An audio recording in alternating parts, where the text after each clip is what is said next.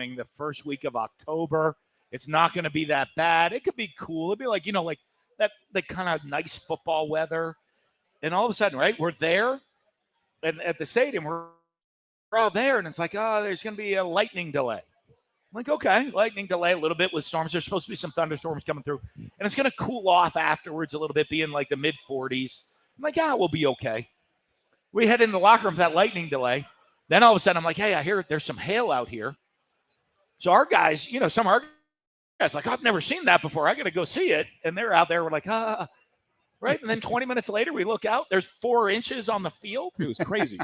and you're looking there and you're looking at the weather. You say, the sun's setting behind the clouds. And I'm like, it's not going to melt. And they certainly weren't in a hurry to clear the field off. Yeah. In any way, shape, or form, being that, because they're like, the power running team. It's an advantage, yeah. They're like, hey, this will play to our advantage. Let's leave the whole field covered in 4 inches of winter mix. I think you settled on that earlier like this week. Winter mix. I think it was a mixture of hail, snow.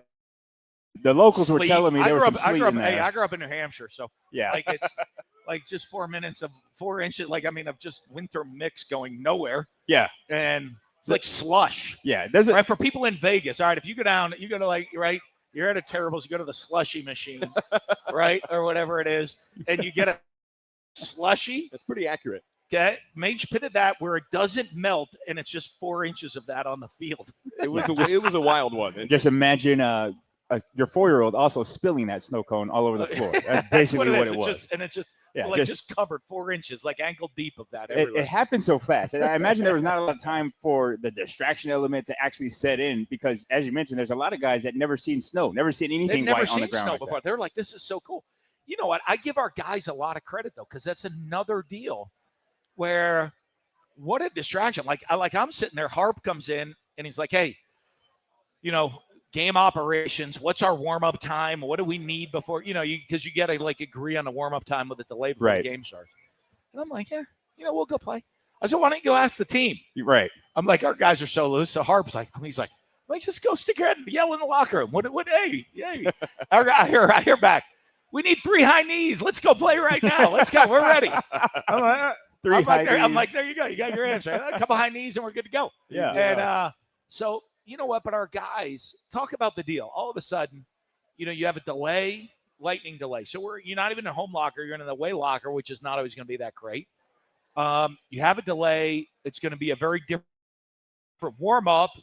All of a sudden, you go on the field, and there's just slush everywhere, or whatever that is. It was. No. They're like, all right, let's go play, coach. They don't flinch on that stuff. You know what I mean? And that's you look, hey, we're losing to an FCS team. Yeah, we got you. Hey, we're crushing a Big Ten team. Yeah, we'll be good. We'll finish it off. Right? Hey, we got a flying kickoff at 9 a.m. on the East Coast on the other side of the country, and we're getting crushed at halftime. No big deal. We got it. I mean, it's been the story of the year. Literally, we're in a blizzard. We're in a Yeah. blizzard. Oh, okay. Listen, we're UNLV. In my mindset, maybe you guys have been here a lot longer than me. We're not supposed to win on the East Coast in the night at a 9 a.m. kick. Okay. We're probably not supposed to win in a blizzard. No big deal. No biggie. I don't think we've ever beaten UCLA. Yeah, whatever. Our guys are just kind of like, there's some cool cats now. They were cool. We got to keep it going, though. 5-0 is a good place to be, but I think there's plenty more meat on the bone. There's a lot to go. Then all of a sudden, now roll in the triple option this week. You know what I mean? And it's a whole nother challenge. And for those who are just catching up or just tuning in on ESPN Las Vegas, here with head coach Dan Mullen of the undefeated UNLV Rebels, 5-0, coming off that 31-17 win on the road in the snow. It was snow, in essence, last week against Wyoming. Homecoming this weekend at a 12:30 kickoff on Saturday at Allegiant Stadium against the 1-4 Air Force Falcons. We'll preview the Falcons, led by their longtime head coach, Troy Calhoun, later on in the show. But first, want to recap that game. So much to break down. Yeah. It was the first Mountain West game of the year, first snow game in a while. It was a lot of firsts, a lot of things happening. First win in Laramie since November of 2003, but in your words, it's whatever. But it was the first 2003. Yeah, I was in the Mountain West then. yeah, that was the Wow. year. That might have been the year that you had the snow power outage in Laramie. No, we were there That in was the next year. 2004. I That was think the next year. that was the next year. But this was the first game, and you had said it in your press conference earlier this week that last week against Wyoming was the first time that you guys had really dominated in the special teams category. Yep. And it was what won you guys the game. The 2 punt block returns for touchdowns in the first half ended up being the difference in the scoring at 14 points. I guess first and foremost, we asked some of the players this as well.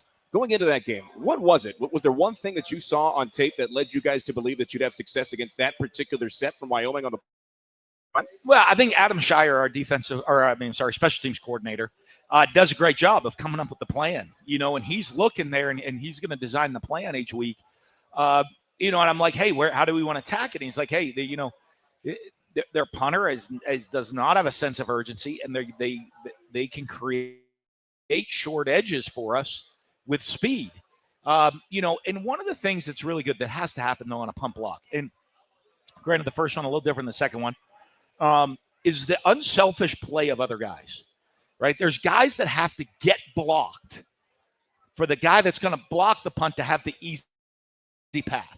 So the guy that is got to get blocked. If he doesn't hit the right gap or he doesn't squeeze it the right way, they can widen the guy that's going to block the punt. And, such a great job by Caden and by JB blocking the kicks and then taking turns, one blocking, one scoring, and then vice versa. But when you look at the guys and you talk about it, and that's that design where Adam comes up, he's like, hey, if we hit it this way, this is the exact way we can create the short edge on one side or the other to go after the punt. And, and you give those guys a lot of credit for the unselfish play of the other guys. Like all of a sudden, like you could be one of the guys that's a free rusher. You got to hit the shield a certain way. If you decide I'm going to try to block it, the guy in the shield can knock both of you out of the way.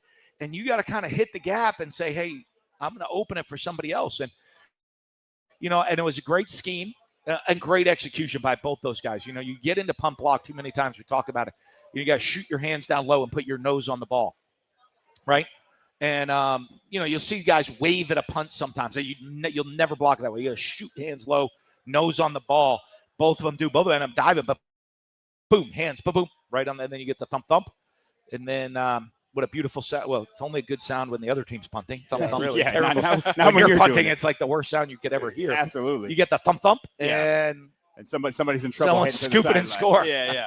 So the technique was great by both players on their block, completely committing to blocking it, also avoiding contact at both times with the punter, which could turn into a disaster on a We almost got a third one, too. I think Caden McGee had the second time he almost got through as well. Yeah. But the theme of sacrifice is such a common thing in football, and I'm glad it resonated on the special teams unit. But it helps me to build on a point that I thought was relevant as well, is that kind of culture. I know this is before you came, but both of those guys saw a great example of a starting wide receiver in last season with Ricky White committing to special teams and committing to putting effort. Sometimes people look at being on special teams itself as a sacrifice, but it seems like JB and McGee looked at it as an opportunity to get their name and make an impact on the game. Well, we talk about it and I share this with guys all the time. If you ever want to play beyond UNLV, you better be a great special teams player. I don't have many guys that have ever gone to the NFL. Unless you're a quarterback, O lineman, or D lineman, you better be a great special teams player. And I share the stories with the guys all the time that way. That is, that's what those guys look for. That's how you have to do it. It's such a great story for them of teaching moments. We had a guy named KJ Wright, played for me at Mississippi State. Great linebacker. It might end up being a Hall of Fame linebacker. He turned out all right, yeah. with all the years he played in Seattle and in the NFL. And I remember that year at Seattle, they drafted a linebacker in the first round, and I think he went in the fourth round to the Seahawks. And, and he get drafted. I said, KJ, whatever you do, start on every special team. Make sure. I know you were a star, like all SEC player, but just day one, go to and he did. He was a 4-team starter on special teams. Well, all of a sudden, he was starting to play. He was around. Their first, the first round draft pick linebacker was kind of like, oh, I'm this. I don't play on special teams. I was a first round draft pick. And KJ was on the field. All of a sudden, the starter went down. They looked at the bench like, KJ, you go in. Not the guy that was the first rounder. And he Wally pipped him. You know, he didn't come out for 14 years. Yeah. Funny how Right? that I mean, works, I was yeah. like 12 or 14, KJ, whatever, all that time in the, It's in an the NFL. eternity in NFL. You know, I mean, he was in there like he never came back out of the game. And all of a sudden I'm like, well, because I started on the special teams. And my rookie year, I got on the field. And I knew once I got on the field, I said, once you get on the field, it's on you. And he never came back out. And eventually got some first rounders, like cut a year or two later. And, you know, here's this guy going. So, you know, all the examples, we try to share and show all the different things to those guys of how important that is, right? Because there's only 3 positions that got recruited to play special teams. The punter, the kicker, and the snapper, long snapper. That's it.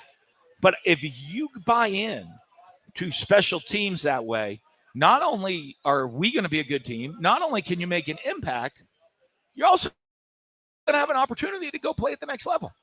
That's a great lesson. It's one that Ricky White took to the NFL. Jackson Woodard in the NFL, a big-time special teamer on last year's team as well. And, you know, this year a guy like Caden McGee saw at the end as well, you gave him some reps at wideout at the very end of the game. I'm sure that's important to give a guy like that some love. Well, I mean, I think he's going to be a great player for us in the future. You watch him practice. You watch his growth, his development. He's still young, still physically developing as an every down player.